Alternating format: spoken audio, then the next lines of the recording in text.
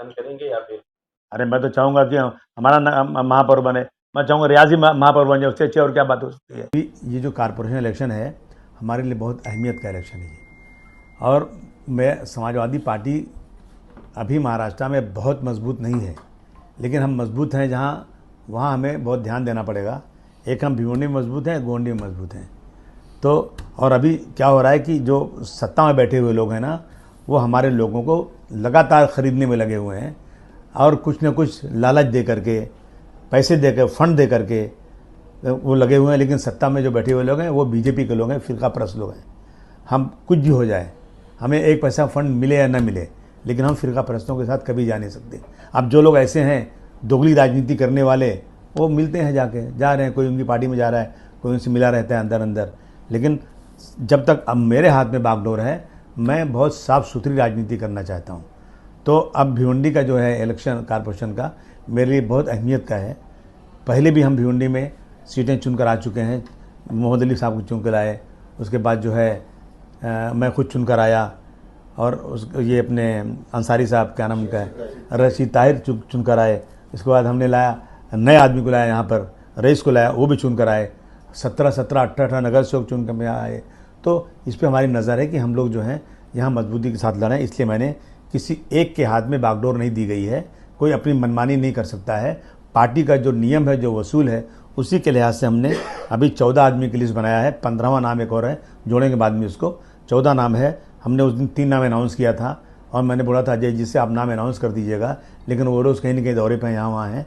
लेकिन मैं खुद आज आया तो मैंने कहा मैं नाम अनाउंस कर देता हूँ। सबसे पहले नाम है अजय यादव, चेयरमैन। उसके बाद हमारे एमएलए यहाँ के हैं रईस शेख, फिर रियाज आज़मी, अरफात शेख, अब्दुल सलाम नोमानी, सत्य प्रकाश यादव, परवेज शेख और फराज बाबा, मुनव्वर शेख, उमेर जलाल, जिनको अखिलेश जी ने भेजा है। अच्छा, कुबेर मौर्या जो मुंबई कमेटी में है, अब्दुल कादिर चौधरी, आफ्ताब अहमद और मसरूफ़ अंसारी। ये 14 लोगों का नाम बनाया मैंने। ये लोग बैठेंगे, एप्लीकेशन मंगाएंगे, सर्वे करेंगे, मेरे पास लिस्ट लाएंगे, फिर हम लोग सर जोड़ के बैठेंगे कि कौन चुन के आ सकता है, किसको टिकट देना चाहिए। ये हमने तय किया है। अच्छा, आप लोगों ने कोई पैरामीटर सेट किया होगा इसका, जो आपके क्लाइंट कैंडिडेट होंगे तो उनका कुछ पैरामीटर कि हाँ ये चीज़ें होनी चाहिए उसके अंदर, खास करके पढ़ा लिखा या तो फिर कोई इस तरह से? देखिए, पढ़ा लिखा तो राजनीति में नहीं दिखाया था। अगर आप देखेंगे तो बिना पढ़े लिखे राजनीति में चीफ मिनिस्टर बने हैं और बहुत अच्छा काम किए हैं। पैरामीटर ये है ना कि वो जो है रिश्वतखोर ना हो और लोगों को ब्लैकमेल करने वाला ना हो, ईमानदारी से काम करने वाला हो और पार्टी छोड़ के भागने वाला ना हो। सबसे बड़ी चीज़ है, यहाँ जिताऊ और टिकाऊ चाहिए। यहाँ जिताऊ तो हो जाते हैं, बाद में टिकाऊ नहीं रहते। जब आप देखिए ना, पिछली बार जो है 5 जिसके नगर सेवक थे, उसने 47-48 नगर सेवक पैसे दे के कर लिया और बाद में वो सब जो है, बाद में वो लोग जो है डिस्क्वालीफाई हो गए। वो सब न होने पाए, वो सब नहीं होना चाहिए। कैंडिडेट ऐसा होना चाहिए जो ईमानदारी से इलेक्शन लड़े। समाजवादी पार्टी, आसिम साहब, इस तरह से देखा गया कि हर बार आप जो है प्रेस कॉन्फ्रेंस में इस बात का जिक्र करते हैं कि कुछ लोग जो है पार्टी में बिकाऊ हो जाते हैं आपकी पार्टी के, तो कहीं ना कहीं इसको डर कहेंगे या फिर इस बार जो है पार्टी सख्त कार्रवाई करेगी? देखिए, ऐसा है ना कि डर प्रॉब्लम ये है ना कि छोटी पार्टी हमेशा टूटती हैं। डर तो हमको रहेगा ना, हमने जिसको खिला पिला के भेजा, टिकट दिया और वो बीच मझधार में छोड़ करके सत्ता पक्ष के जाके चला गया, इसका डर तो लगा रहता है बार बार। तो आपको कहीं तो ऐसा लग रहा है कोई तो पार्टी के साथ में जो है अंदर ही अंदर गद्दारी कर रहा होगा? नहीं भाई, पहले हमने जो नगर सेवक चुन के लाए यहाँ पर, जिन्होंने कस्में खाई थी, वो छोड़ के चले गए। पहले हमने एमएलए बहुत सारे चुन के लाए, लेकिन बाद में क्या होता है, जिनको कोई पूछता नहीं, जब चुन के आ जाते हैं तो बड़ी पार्टियां उन पर सर पे हाथ रख देती हैं, भाग जाते हैं वो लोग। तो थोड़ा सा आदमी को प्रिकॉशन तो लेना पड़ता है। देखा जाएगा तो ऐसे लोग फिर से जो है समाजवादी पार्टी के टिकट पर चुनाव लड़ने की कोशिश करेंगे, तो पार्टी किस तरह से उनके ऊपर, मतलब क्या पार्टी टिकट देगी या तो फिर मैं हमारे 11 लोग तय कर, 14 लोग तय करेंगे, फिर उसके बाद मैं उसको स्क्रूटनी करूँगा, देखेंगे कैसा क्या। आसिम भाई, एमएलए रईस शेख अपने हर मन से कहते कि पढ़े लिखो लोगों को जिताइए, लोगों से अपील करते, आप कहते कि पढ़े लिखे नहीं भी रहेंगे चलेगा, अच्छे होना चाहिए। तो क्या कांग्रेस पार्टी के 18 भागे हुए नगर सेवकों को वापस से समाजवादी पार्टी टिकट देगी? ये सवाल बहुत बड़ा है। देखिए, ऐसा है ना कि मैं अभी कुछ नहीं कह सकता हूँ। ये हमारी जो कमेटी बनी हुई है वो कमेटी सर्वे करेगी, लाएगी, उसके बाद उस पर डिस्कशन करेंगे।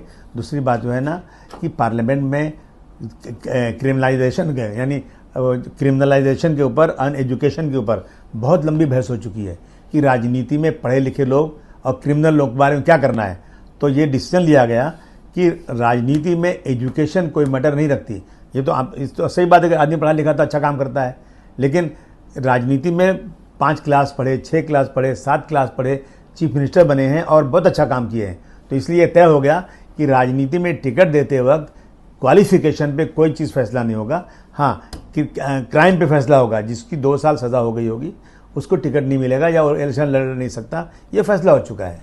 देखा जाए बहुत से भिवंडी में देखा जाता है कि बहुत से ऐसे लोग हैं जो पार्टी से गद्दारी करते हैं और अदर पार्टी में टिकट मांगने के लिए जाते हैं। तो ऐसे में समाजवादी पार्टी क्या नए चेहरे लाएगी या तो फिर उन्हीं में से जो है चेहरे निकालेगी? भैया मेरी तो पूरी कोशिश होगी कि थोड़ा सा कमज़ोर भी आदमी रहे लेकिन ईमानदार रहे।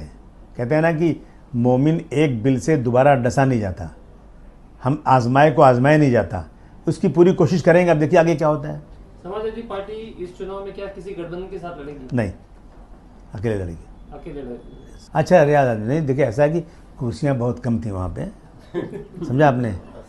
रियाज 100% बहुत ऐसे लोग थे जिनको वहाँ बैठना चाहिए था, बहुत छोटा स्टेज था तो नहीं बैठ पाए। इसमें कोई बात नहीं, रियाज दिन में हमारे हैं लिस्ट फाइनल करेंगे, नो डिजिग्नेशन। इसमें से कोई बड़ा होगा, छोटा होगा? एक आदमी होगा जो अजय यादव है, वो चेयरमैन है, वही सबको बुलाएंगे, सबको बात करेंगे, इकट्ठा करेंगे, टेलीफोन करेंगे, उन्हीं की जिम्मेदारी है। वो इसमें जिसको जहाँ चाहे रखें। सर समाजवादी पार्टी का जिस तरह से देखा जाए हमेशा नई बॉडी गठित की जाती है, लेकिन चुनाव आते आते बहुत सी बॉडी डिजॉल्व हो जाती है। तो इस बार जो अभी आप लोगों ने बॉडी बनाया है ये पूरी तरह से चुनावी तक की सीमित रहेगी या तो फिर ये भी डिजॉल्व हो जाएगी? नहीं, हमारी पार्टी तो जो पार्टी का संगठन है वो डिजॉल्व हो चुका है। ये जो 11 लोगों का ये क्यों डिजॉल्व होगा? ये तो उसके लिए बना हुआ है, इलेक्शन के लिए बनाया गया है। पार्टी संगठन को समाजवादी पार्टी की तरफ से अध्यक्ष कब मिलेगा? हाँ, बहुत जल्द। आसिम भाई, पिछली बार 90 नगर सेवक थे, तो इस बार शायद हो सकता है कि 100 के आसपास में या तो फिर कुछ कम ज्यादा हो गया, उसके 19-20 हो गए। तो समाजवादी पार्टी कितने सीटों के ऊपर अपने उम्मीदवार उतारेंगी? भैया हम तो पूरी कोशिश करेंगे 90 या 95 या 100 जितनी सीटों पर अगर मेरे वहाँ उम्मीदवार अच्छे होंगे तो मैं हर सीट पर लाने की कोशिश करूँगा। महापौर का जब गठित होगा तो उस समय मतलब क्या निर्णय लिया, किसी का समर्थन करेंगे या फिर? अरे मैं तो चाहूँगा कि हमारा महापौर बने, मैं चाहूँगा रियाजी महापौर बन जाए, उससे अच्छी और क्या बात हो सकती है। कोशिश हमारी हम करेंगे कि हम जो है ईमानदार आदमी को मेयर बनाएं। अगर ये वक्त मिले, दुआ कीजिए ये वक्त आ जाए। एक्सप्रेस न्यूज हिंदी पर वीडियो देखने के लिए करें लाइक, शेयर और सब्सक्राइब। बेल आइकन दबाना ना भूलें।